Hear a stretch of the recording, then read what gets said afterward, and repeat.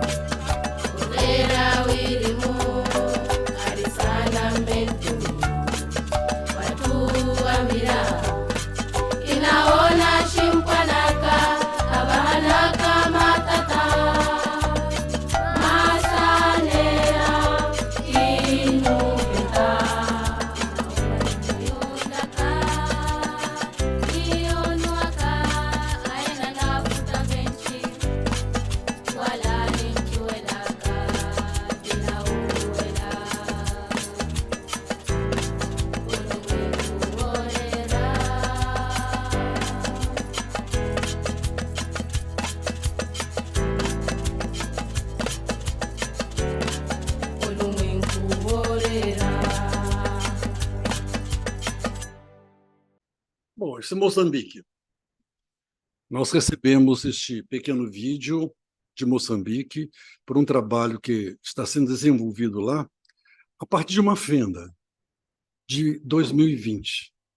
Em 2020, um grupinho moçambicano, desejoso de conhecer um pouco mais de psicologia e, consequentemente, de psicanálise, solicitou a 3 pessoas em Campinas algumas aulas, alguns esclarecimentos sobre psicanálise.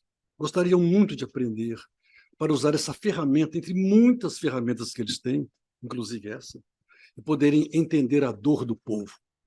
É um dos povos mais sofridos. Paupérrimos, eles não têm dinheiro para comprar livro. São pessoas que enfrentaram várias guerras, foi o último país a ter a sua independência e é uma ditadura feroz. O drama deles é a dor. A matéria de análise e de compreensão terapêutica é a partir do trauma da dor. Não há uma família que não tenha um membro desaparecido, ou sem uma perna, ou sem um braço, ou totalmente inválido para a vida. Eles, então, começaram a ter aulas online a partir de 2020 até agora, 2023. As aulas eram dadas com regularidade, eles muito interessados, inteligentes, pessoas com uma sede de saber extraordinária.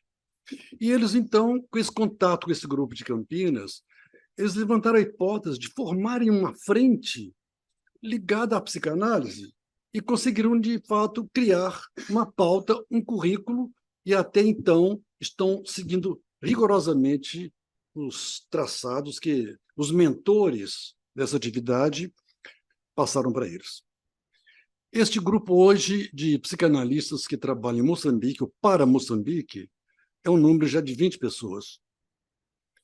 Em fevereiro, fomos lá 12 pessoas. Pro bono, eles não têm um centavo para pagar um café. E fomos atravessando 2 oceanos para conversar com eles, ouvi-los, orientá-los, darmos supervisão, atendimento e aulas diárias, tentando abarcar um máximo, pelo menos em síntese, dos caminhos da psicanálise. Pois bem, hoje existe a Comunidade Psicanalítica de Moçambique, primeira em África. E eles são muito orgulhosos dessa fenda, desse buraco, desse lugar que suplicaram a 3 pessoas em Campinas, e hoje 20 é um número que chegou a mim recentemente, mas como eu não acompanho tão religiosamente assim, esse movimento, que eu sou do Rio de Janeiro, mas esse grupo tende a aumentar, porque a tarefa seduz, a tarefa encanta. Eles são inteligentíssimos, e este filme quer mostrar o seguinte: eles são profundamente ligados à natureza. Aquela terra calcinada, aquele chão não conhece água, só conhece o sol. Mas eles não se intimidam, eles cantam, eles se colorem, eles se vestem muito coloridamente e falam com as mãos, falam com os dedos, falam de 1000 formas e falam da natureza, das árvores, ainda que uma pequena muda. Falam das relvas, falam das nuvens, com as quais eles dialogam e conversam. E eles têm uma sensação de que felicidade é harmonia e comunhão com a natureza. Então, por que pensei em trazer isso? Pensei em trazer justo esse pequeno recorte para dizer que esse povo sofrido, de alguma maneira, é uma ferramenta que talvez nos inspire, a nós psicanalistas, de criarmos, como vocês estão fazendo aqui no Círculo, de abrirmos frentes, fendas, inventarmos, que, aliás, era o grande desejo, sonho de Freud. Inventem. Essa ciência é uma ciência que se faz permanentemente. Ela não está parada, ela se cria graças à nossa invenção. O título que vocês usaram é poético, é muito bonito, é de Leonardo Cohen, né? Há uma fenda em tudo, por onde passa a luz, ensejando, possibilitando o conhecimento do invisível e do sonho. Eu diria do indizível e do sonho. Nós somos fenda em nossa escuta.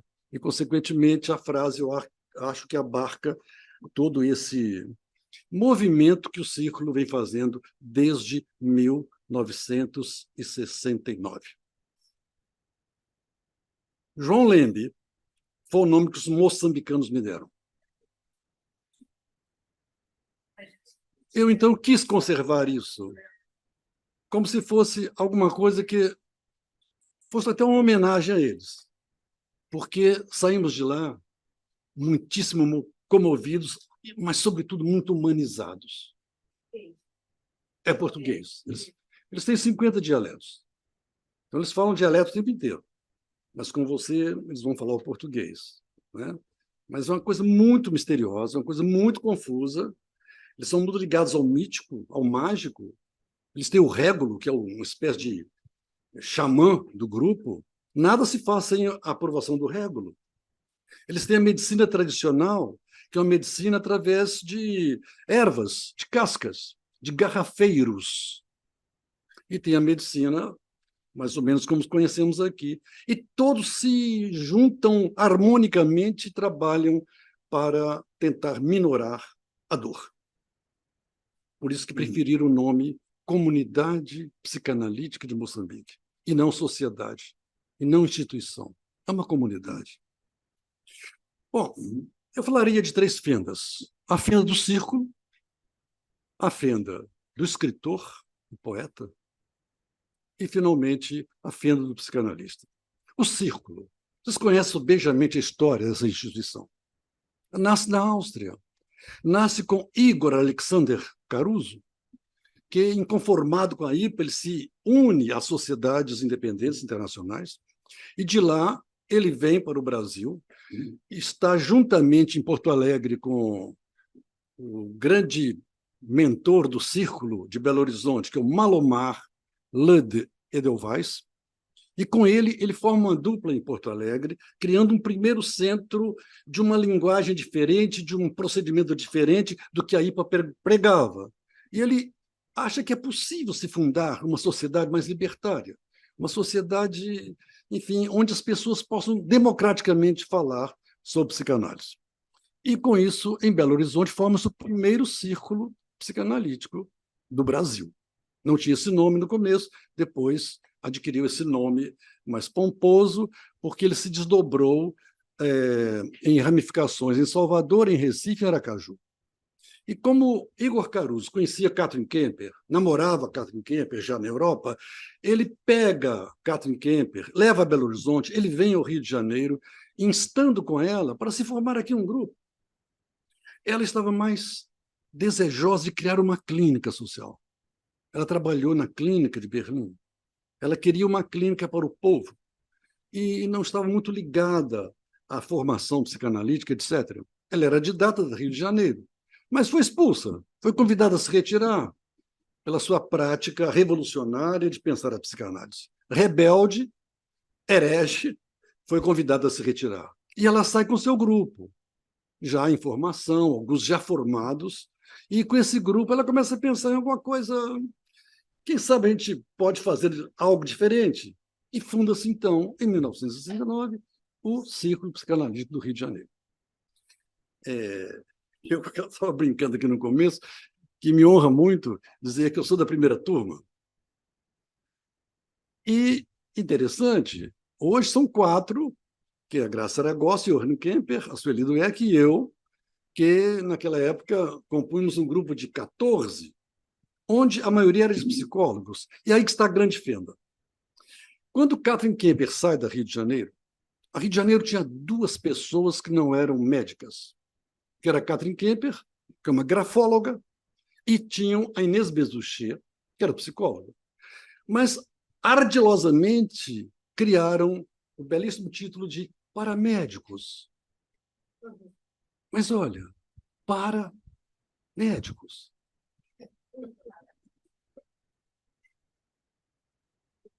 Reserva de mercado. Coisa que Freud detestava.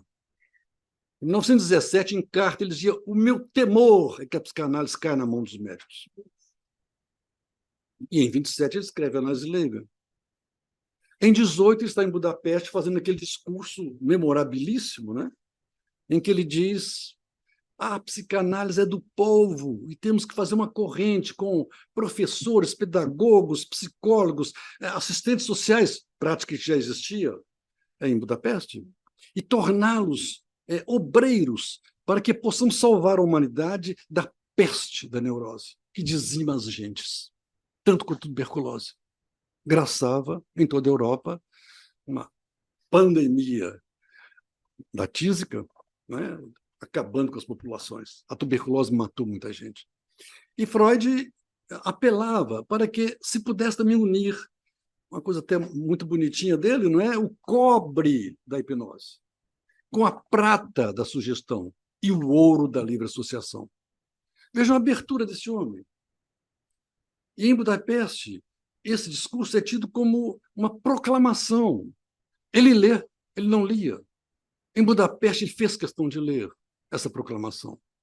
E, com isso, então, a psicanálise, na concepção de Katrin Kemper e de seu grupo, tinha que ser alguma coisa do povo, para o povo.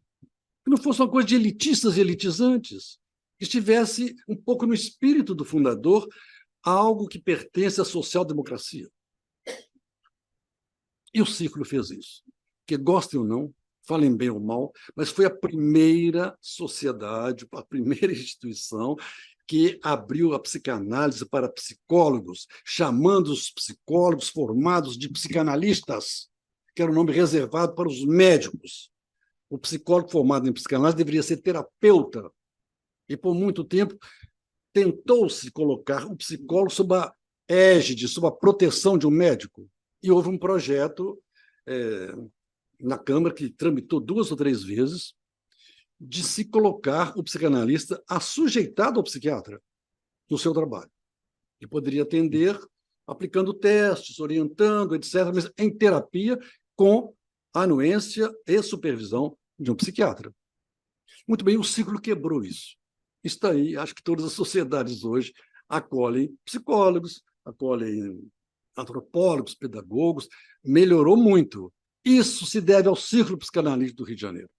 Isso honra essa casa, que abriu essa fenda e começou com essa fantástica revolução. E mais, e abre a clínica, facilita a clínica social, sempre foi uma coisa meio que independente, mas o Círculo foi fundamental para a clínica social de psicanálise. Foi outro auê, porque as críticas que se fizeram, eu tive a oportunidade de ler aí o trabalho da Larissa, uma colega de vocês aí, é uma coisa impressionante, uma menina que não conheceu o Hélio Pellegrino resolve falar desse homem cuja história está no ouvido, está esquecida, obliterada, quando é uma figuraça de um revolucionário, amicíssimo da Katrin Kemper, sempre no Círculo, nunca tendo sido membro do Círculo, mas um ardoroso combatente a favor das causas do Círculo Psicanalítico, e ele funda, então, com a Katrin Kemper, a Clínica Social de Psicanálise. Muitíssimo mal falada, criticadíssima, e, no entanto, objeto, em Innsbruck, de um congresso, comandado por Igor Caruso, que quis que Katrin Kemper fosse falar para os europeus a respeito do que eram os encontros psicodinâmicos, o que era aquele movimento que encheu a Cândido Mendes durante um semestre, com a plateia lotada e cujo subtítulo era A Criança, os Pais e Seus Problemas. E o Rio de Janeiro, em plena ditadura, baixou lá a Cândido Mendes para ouvir Katrin falar e os demais psicanalistas que participaram desse movimento. Outro fenômeno interessante, gostem ou não, foi a subida de psicanalistas a uma favela, hoje comunidade. Também outro escândalo, luxo no lixo, eu acho de um crime hediondo, lesa pátria, dizer que psicanálise é luxo. Será que nós fizemos da psicanálise um artigo de luxo? E a comunidade merece esse nome de lixo? É um título criminoso. E, no entanto, lá foram os psicanalistas subir à favela, ao Morro dos Cabritos, em Copacabana. Pois bem, em Paris, fez-se um simpósio latino-americano, onde, numa quarta-feira inteira, os parisienses queriam saber o que era isso de psicanalistas no morro. E a questão era, mas era psicanálise aquilo que faziam lá? Se é ou se não é, eu não sei. Agora, eram psicanalistas que estavam lá. Então, com isso, eu queria dizer o seguinte, em matéria de fenda, o Círculo é exemplar, que abriu a porta para que saísse uma luz e para que entrasse também uma luz. Que vocês continuam aí labutando para ampliar esse leque. E eu fiquei muitíssimo sensibilizado quando soube que querem trazer para a formação negros e índios. Façam isso. Façam isso. E mantenham essa fenda aberta.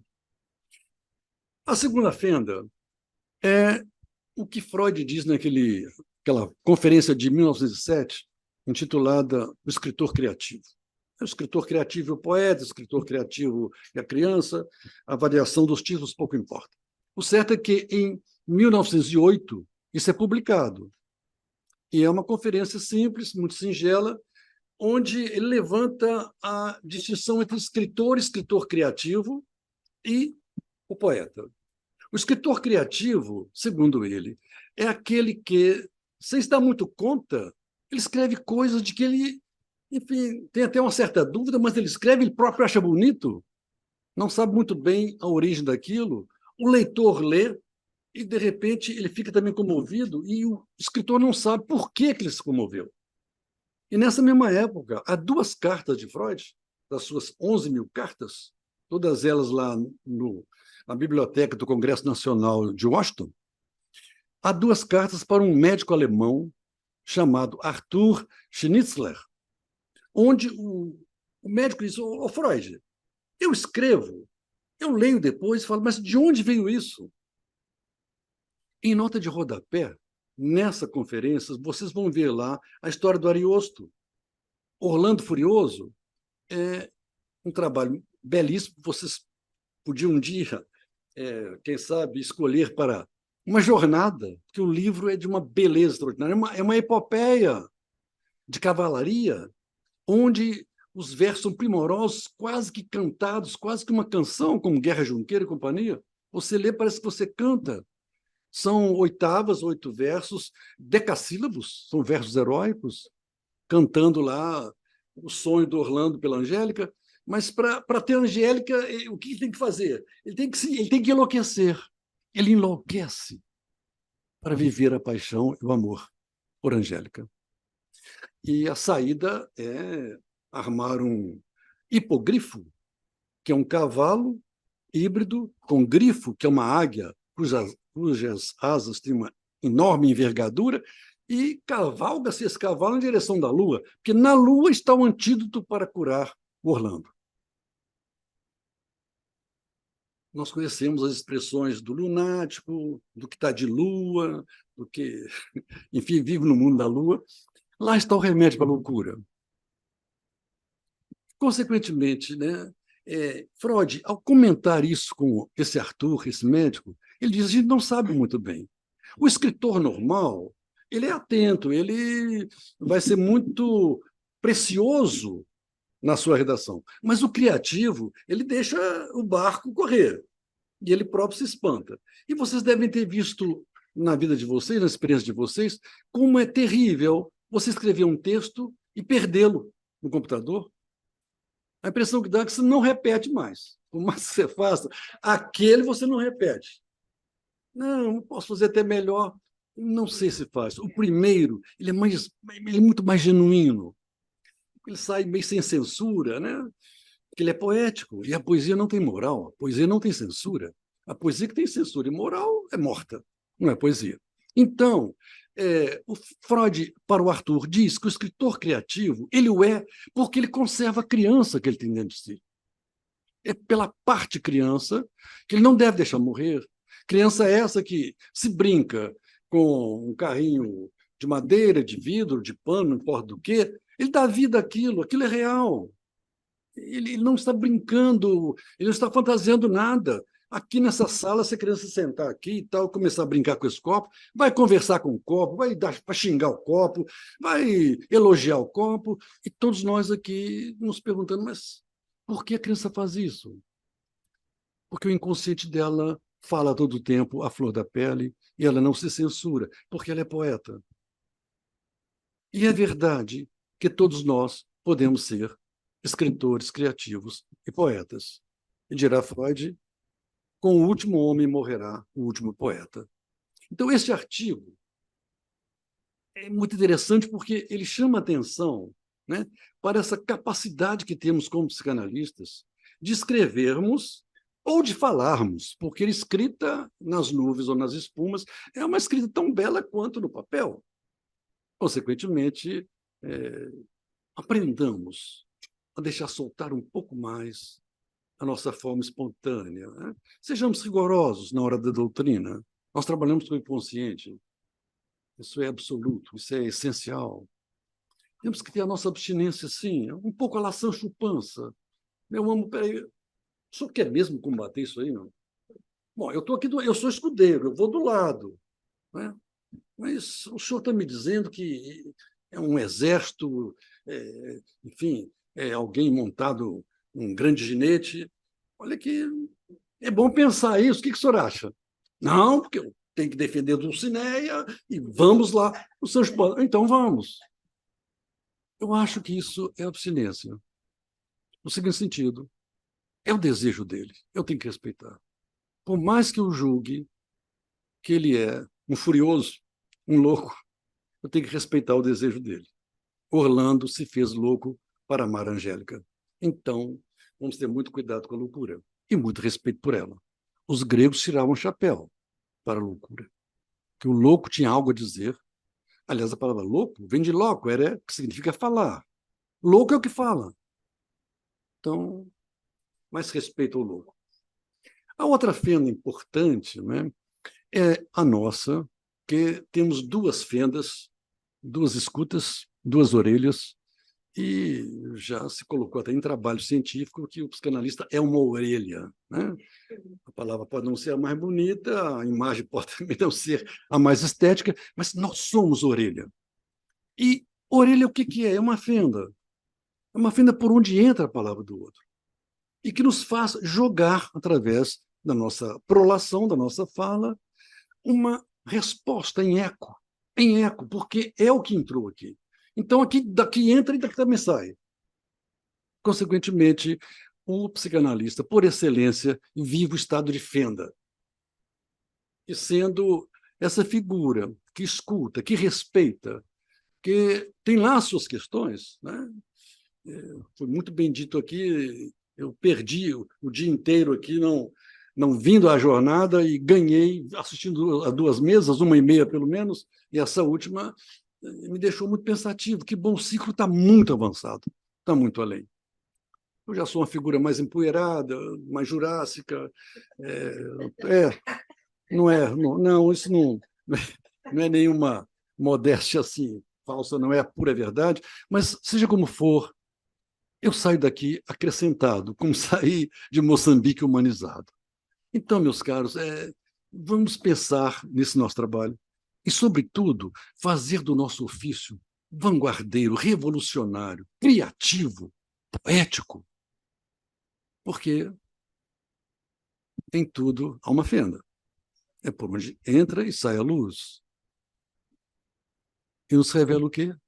O invisível, o indizível e o sonho. Então, sonhem, sonhemos. Obrigado. Bom, por que eu trouxe isso? É um pouco algo ligado a mim, ao Lembi. Nicolau Lembi, meu avô, imigrou da Itália em 1896. Ele, 1896. Era o mais velho de uma família de três pessoas, dois rapazes e uma moça. A mãe chamava-se Rosa e o pai chamava-se Giuseppe. Giuseppe morreu muito cedo e deixou Rosa com três filhos. O Nicola Lembi, o Stefano Lembi, a Giolina Lembi. Giolina era pré-adolescente. Stefano estava terminando a adolescência e Nicola Lembi tinha terminado já a adolescência. E Rosa caiu na miséria.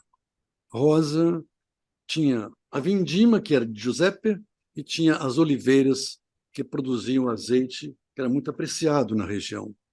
Ocorre que, nessa mesma época, a estrada de ferro passa pela cidade. E o porto desaparece. O porto morre, eles não têm meios de vida. Rosa se vê na miséria com três filhos. Ela, então, dá os 3 filhos. Ela dá o Nicola, o meu avô, para um tio que tinha uma loja de comércio na rua Senhor dos Passos. Dá o Stefano para um primo um pouco distante dela, que morava em Nova York.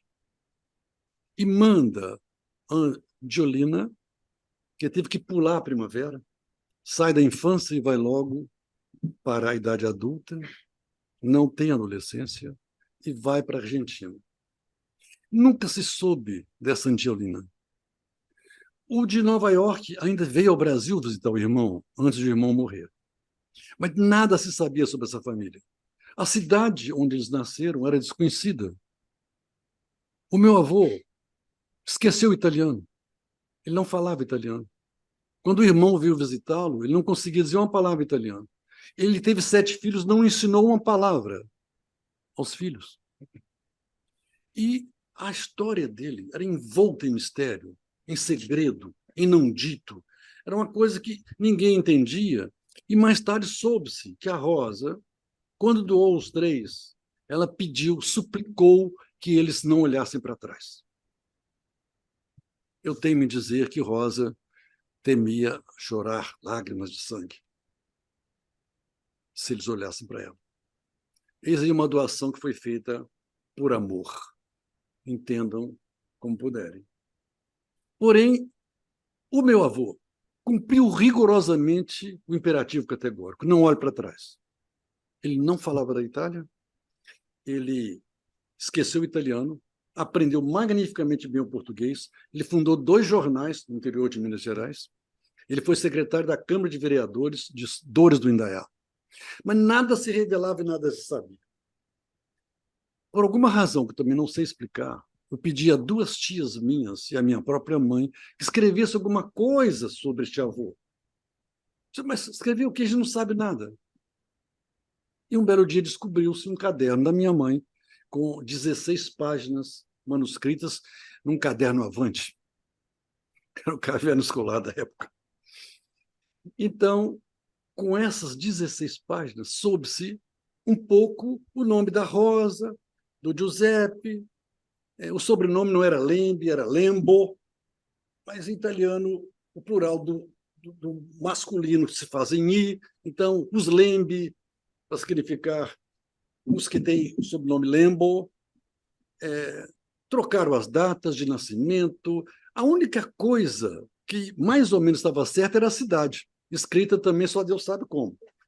Totalmente fora, mas o som era parecido. Pixota, uma cidade medieval, do ano de 990, mais ou menos, que foi um lugar onde Barbarossa construiu lá o seu castelo. Ela no alto de uma montanha, uma cidade que ela escorrega pela escarpa abaixo até a marina, onde há a Pixota Marina, a outra chamada de Pixota Alta. Então, com este nome, chegou-se a essa cidade. Pois bem, não vou contar essa história do meu avô e nem vou contar história nenhuma além disso, mas eu quero mostrar um livro. Esse não quando uma bisneta de Nicola, que nunca viu, obviamente, esse avô, cuja mãe também não sabia nada do seu avô. A bisneta pensa no bisavô e fala, mas nós temos que falar alguma coisa dele, como a Larissa fez com ele, é preciso falar, a história não pode negar uma palavra sobre uma figura tão importante. Nós temos que falar desse avô, mas falar o quê? Falar como? O que essa bisneta faz? Ela pega uma máquina fotográfica, ela vai à cidade, a tal cidade, Pixota, ela abre a primeira página e tem essa foto. É linda, e ela deixa páginas em branco. Ela põe uma foto, a página em branco. Outra foto, página em branco. E vai por aí afora, o livro é todo assim, fotos e páginas em branco, fotos e páginas em branco. E pede ao leitor que ele olhe pelo buraco da fechadura e pense nas ruelas, nas venezianas fechadas, nos varais com roupas penduradas de uma janela para outra, de um lado da rua, da outra, mas as ruas também tinham 2 metros de largura. Da praça, das olivas, da vindima, do mar, das nuvens. Ela pede: olhem, escrevam sobre o Nicola Lembo. E as histórias vão surgindo, dirão vocês, mas tudo isso é fantasia. É fantasia, sim. É fantasia. Porém, as fotos falam alguma coisa. Ele certamente quis galgar uma daquelas venezianas para chegar ao quarto da sua namorada, a lá Romeu e Julieta. Certamente ele fez serenata de madrugada. Ele tocava violino, ele tocava flauta, era exímio, ele estudou na escola de marinharia de Salerno, era formado na escola, que na época era a escola superior, né? Não havia mais para além do que nós chamamos hoje de ensino fundamental, né? Que não abarca o que o meu tempo era ginásio científico. Pois bem, então, Luciana Lembe, autora desse livro, ela mexe muito com toda a família Lembe, que a partir daí começa a pensar neste bisavô dela, avô meu, que com essa mobilização já fez com que uma pleiade de pessoas fosse à cidade, andasse pelas ruelas, perguntasse a pessoas, tentasse descobrir algum rastro, algum sinal, algum achado. O Michael aqui falava sobre arqueologia, escavações, né, onde qualquer peça, qualquer pedacinho sirva para você montar um puzzle e, no final, ter um retrato do que foi essa figura. Por que eu quis dizer isso agora aqui? Porque eu acho que a nossa função é um pouco essa. Né? Obviamente que extrapolei muito, trazendo até uma coisa pessoal, mas para dizer, cabe a nós olhar pelos buracos das fechaduras. Não há nenhum voyeurismo nisso. Pelo contrário, é tentativa de fazer passar a luz ou tentativa de beber a luz. Em toda a linha, trabalhamos com a palavra. E palavra, se você diz, a luz vem. Então, mais uma vez, muito obrigado. Ô, João. Oi. Oi, João. Você está me vendo daí? É óbvio que eu te vendo, é óbvio. Olha só, eu hoje não estou aí presencialmente, mas eu estou muito próxima de você. Estou te vendo como eu te via há mais de 50 anos, sentado naquela cadeira de palha que nós sentávamos, né? Porque vamos ter que contar a verdade. Nós somos do tempo daqueles mestres, de alguns mestres, que usavam terno, gravata, sapato clássico preto, né? Enfim, logo ali, né?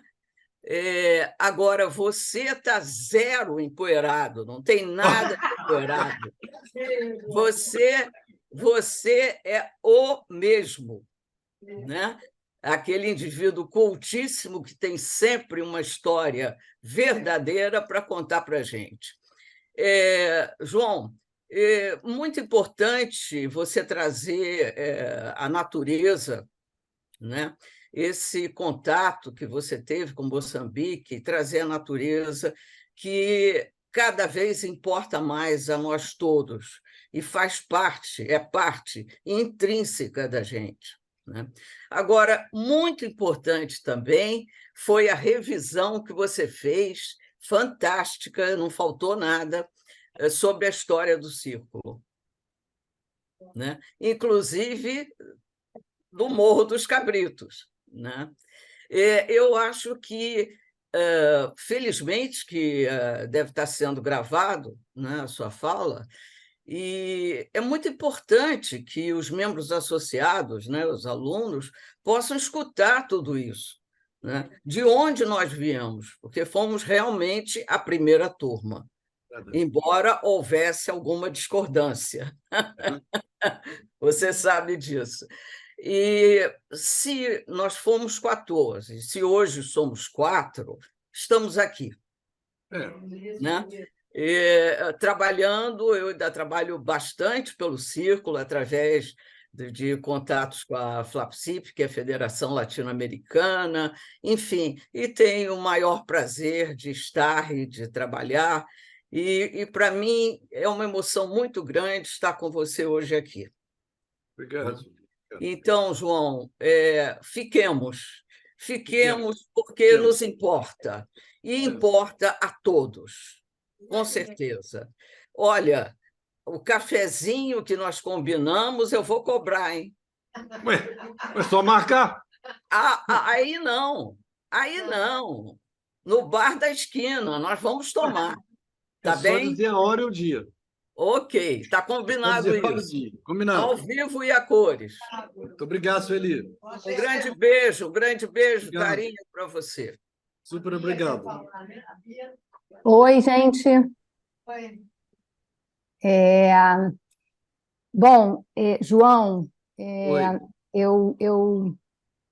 você não me conhece, eu conheço você de algumas lindas falas aqui no Circo e em outros lugares, e conheço sua filha, Fernanda, mas eu queria te agradecer o seu entusiasmo, emocionante ouvi-lo falar, né? A alegria que eu sinto quando eu vou te ouvindo, né? E você falou uma coisa que me deixou intrigada, eu queria saber se você poderia me dizer o que você quer dizer com isso. Você falou que que vocês voltaram de Moçambique mais humanizados. Eu queria saber se você poderia falar um pouquinho sobre essa... O que você quer dizer com isso? O que quer dizer com humanizados? Enfim.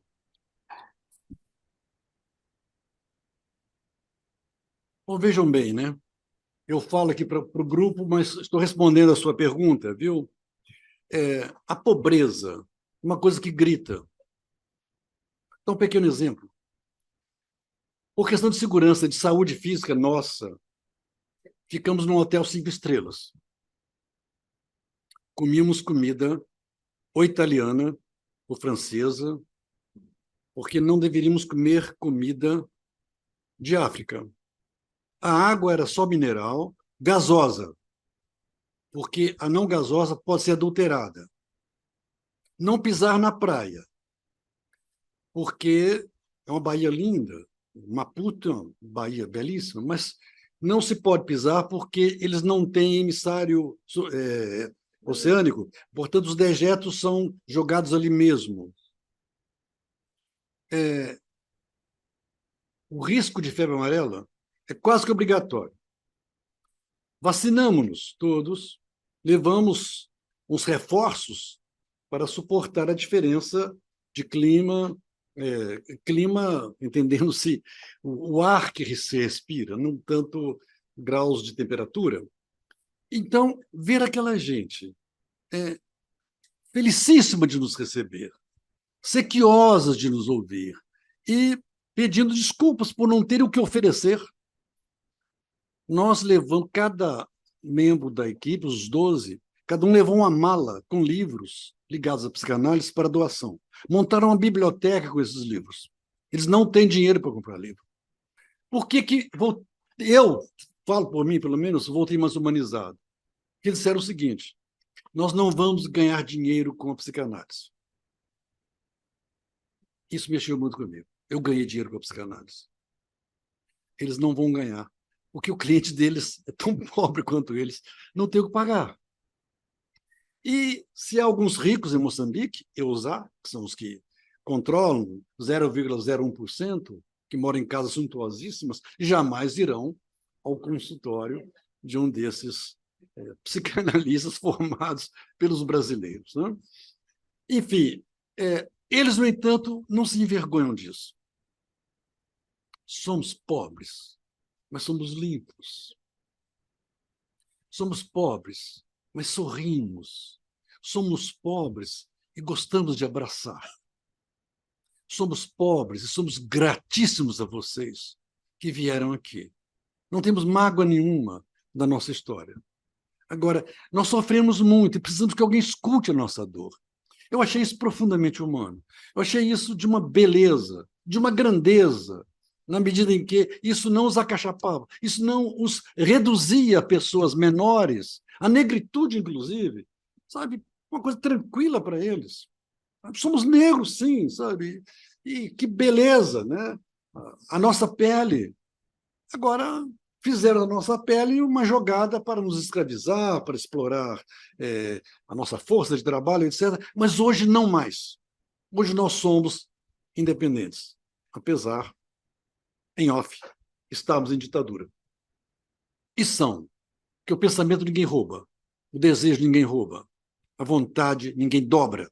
Então, isso é um exemplo.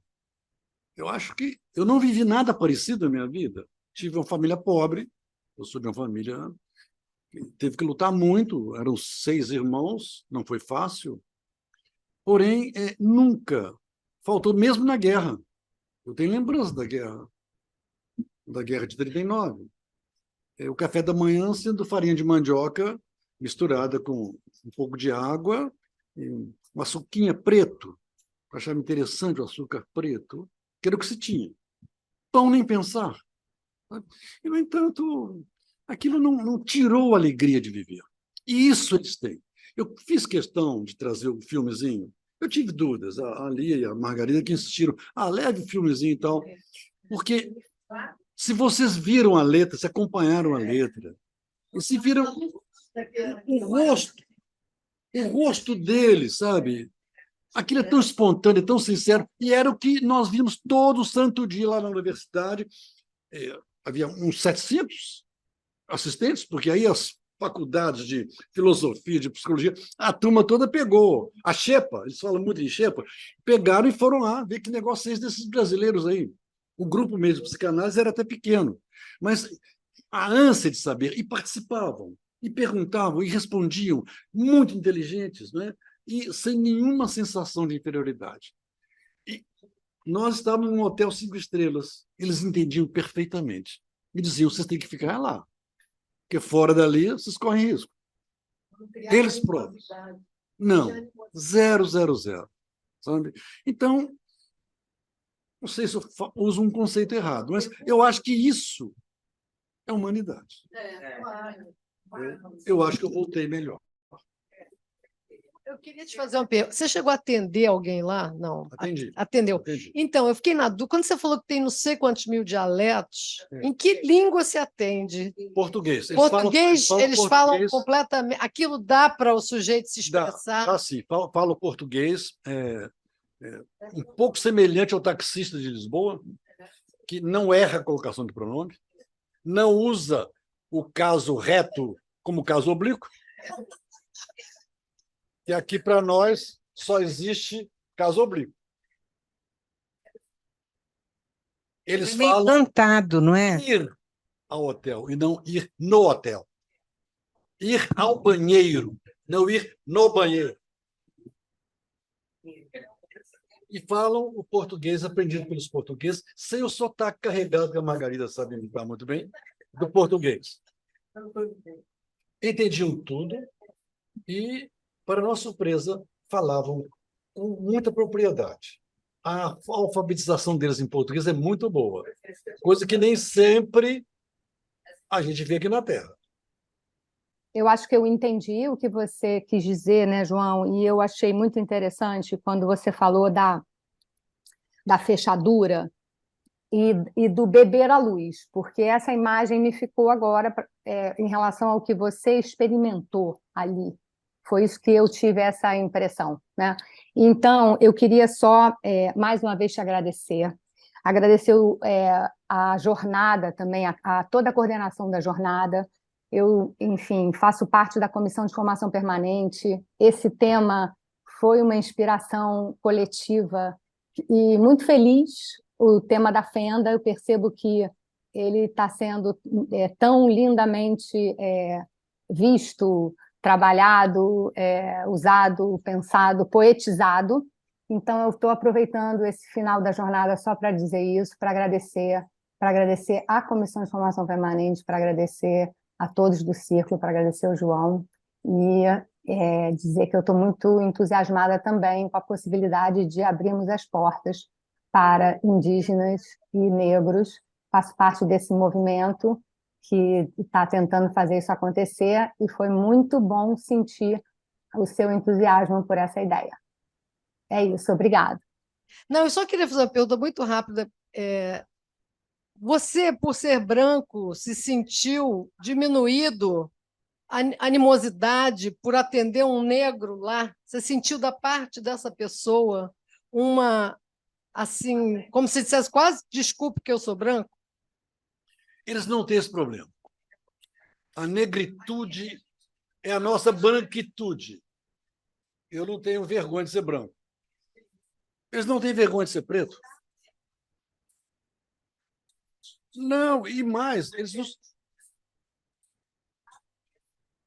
nos receberam como os índios receberam os espanhóis, quase que deuses.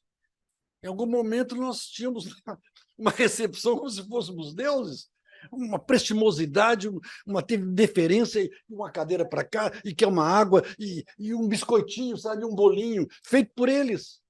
Um zelo hospedar, embora não pudesse oferecer suas casas, sabe? Porque eles não têm nem casa a rigor para eles, quanto mais para hospedar, né? Então, sob esse ponto de vista, o que eu acho, respondendo a sua pergunta, é o seguinte, que depende muito das circunstâncias. Por exemplo, eu tenho pacientes negros. Então, eu não vejo também lá na relação comigo e nem no espaço que eu tenho lá no Leblon, que é um bairro elitizante, elitista, não vejo nenhum constrangimento, não. Sabe? Isso não sei que seja talvez alguma coisa da minha própria história. Eu conheci também a privação. Eu tenho muita sensibilidade para o pobre coitado, que também varre, faz, acontece e de repente, não tem muito mais para onde correr. Eu cultivo essa sensibilidade, eu cultivo essa deferência. O faxineiro lá do meu prédio que chegou lá dizendo que a marmita dele foi roubada na central. Assaltaram o pobre do coitado na central, roubaram a marmita dele. Na mesma hora eu tirei um dinheiro e falei, isso aqui é para você almoçar. Não, peraí, mas você é muito frio. Então almoço de amanhã também. Sai espontâneo, sabe? E qualquer favor que me fazem, esses assim chamados menos abonados com cultura, com a oportunidade de trabalho, com a possibilidade de se vestir, se me fizerem um favor, botar uma carne no correio, eu dou um dinheiro. Qualquer favor. Se eu chegar com 2 sacolas, não, eu vou levar para o senhor e tal, eu dou um dinheiro. Já fui muito criticado, dizendo que isso é um absurdo, que ele quer fazer o favor. Eu sei que ele quer fazer o favor. Mas vocês querem um exemplo? Nós estávamos nesse hotel 5 estrelas. Polana Serena, o nome do hotel. Polana Serena. Polana Serena. Copacabana Palace, fantástico. Show! Sabe? Piscinas aquecidas, um negócio de doido. A gente só dormiu lá, viu? E também almoçou em alguns dias. O dinheiro dele chama-se mendical. Plural é menticais, reais. Mendical. Então, o valor de... Vamos tentar aproximar aqui. Acho que eu vou dar um exemplo que não vou saber aproximar. É um dinheiro que não vale nada. Então, eu fui pagar o almoço, éramos 2 almoçando, eu fui pagar, custou 800 meticais. Eu dei 1.000 meticais. E fui saindo. Espera aí, o seu troco. Não, fica para você. Para mim. Assim, eu vou me emocionar. É chato, é dureza, é difícil. Meu pai, eu vou comprar um pão amanhã. Então, gente, não sei se é porque eu sou velho, que eu sou super, sei lá, nervo da flor da pele, mas me comove profundamente. 200 meticais não valia nada. Mas dava para comprar o pão. Meu pai. Sai espontâneo. O que viu ali, né, em mim? Era hostess, é a mulher que estava lá, deve ganhar bem no Hotel 5 Estrelas. Um bem que só Deus sabe o que é, né? Porque são muito explorados, são muitos, por exemplo, pode concluir que, sei lá, se comove de gratidão por 200 meticais, ela não ganha muitos meticais, não, entendeu? Então, é isso que eu chamo de humanização. Você vai aprendendo, você vai vendo, você vai lendo, né? Há um estado americano agora, mês passado, os estados são independentes, eles têm constituições autônomas que proíbem qualquer ajuda a mendigo. Vai preso. Se você der um pão com manteiga a um mendigo, ou der uma marmita para o mendigo, você vai preso. Não pode. É proibido por lei, né, nesse estado. Não sei qual estado. E nem quero saber também, não. Só uma palavrinha aqui. Quando você estava falando de dar como é que é? O dinheiro, você dá o dinheiro, né? Você dá um dinheiro para a pessoa, a diferença entre você dar o dinheiro e você valorizar o que ele está fazendo de carregar a sua sacola. Outro dia no Leblon eu estava andando e um mendigo, morador de rua, me pediu uma ajuda. Eu fiquei meio constrangida, fui pegar a bolsa, vinha vindo uma senhora, falou assim, vai pegar seu CPF, vai trabalhar. Eu fiquei mais assustada ainda com ela, com o cara no chão lá, pedindo... E ela mandando ele pegar o CPF para procurar trabalho. Ele pode estar blefando, mas não cabe a mim julgar. E você sabe que furioso é sinônimo de louco, né? Até o século XVII, furor era sinônimo de loucura. Um dia aqui, conversando sobre Narciso, eu pude explicar essa história, que o Ovídio diz que quando Narciso mostrou-se namorado de si mesmo, as pessoas disseram, caramba, isso é uma forma nova de loucura. Inusitada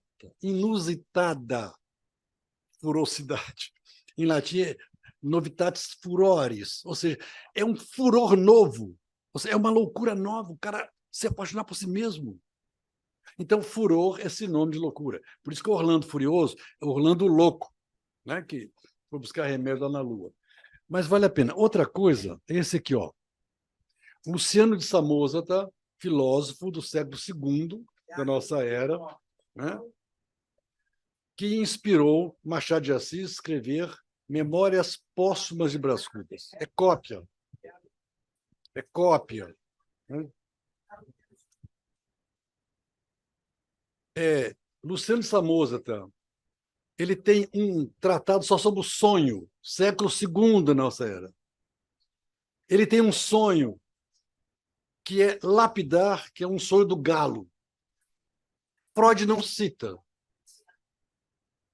Incrível, como é que Freud não cita? Influenciou Baudelaire, Voltaire, o nosso Machado de Assis que copiou para escrever Memórias Póstumas. O Freud não cita. Eu não entendo. É um sujeito realmente especial, esse Luciano de Samosata. Então, mais uma sugestão, leiam.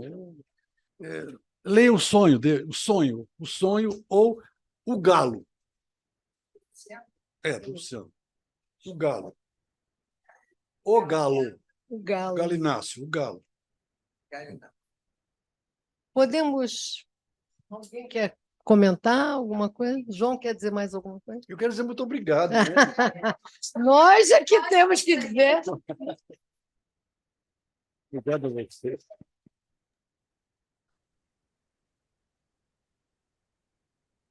Continuem. Aprenda, hein? O circo não pode morrer.